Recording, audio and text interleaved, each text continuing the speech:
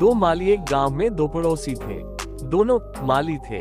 दोनों के पास अपने अपने बागान थे और वे उनमें तरह तरह के फलों के पौधे उगाते थे। यही बागान उनकी जीविका के साधन थे। उनमें से एक पड़ोसी बहुत सख्त था और अपने पौधों की जरूरत से ज्यादा देखभाल करता था।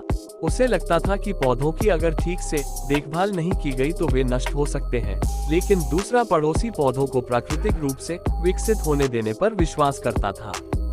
वह पौधों की उतनी ही देखभाल करता था जितने की उन्हें आवश्यकता थी, लेकिन वह अपने पौधे के तनों और टहनियों को काट छांट न करके अपनी मनमर्जी दिशा में बढ़ने देता था।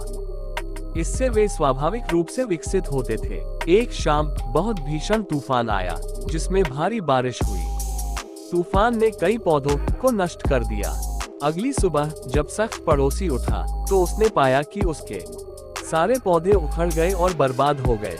वहीं जब दूसरा पड़ोसी उठा तो उसने पाया कि तनों और टहनियों को काट छांट न करके अपनी मनमर्जी दिशा में बढ़ने देता था। इससे वे स्वाभाविक रूप से विकसित होते थे।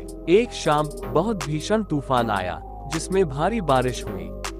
तूफान ने कई पौधों को नष्ट कर दिया। अगली सुबह जब सख्त पड़ोसी उठा तो उसने पाया कि उसके रिलैक्स पड़ोसी के पौधे खुद ही चीजों का प्रबंधन करना सीख गए थे। इसलिए इसने अपना काम किया, गहरी जड़ें उगाई और मिट्टी में अपने लिए जगह बनाई। इस प्रकार ये तूफान में भी मजबूती से खड़ा रहा। जबकि उस सख्त पड़ोसी ने अपने पौधों का जरूरत से ज्यादा ख्याल रखा था, लेकिन शायद वह भूल गया सिखाना कि बुरे समय में खुद का ख्याल कैसे रखते हैं।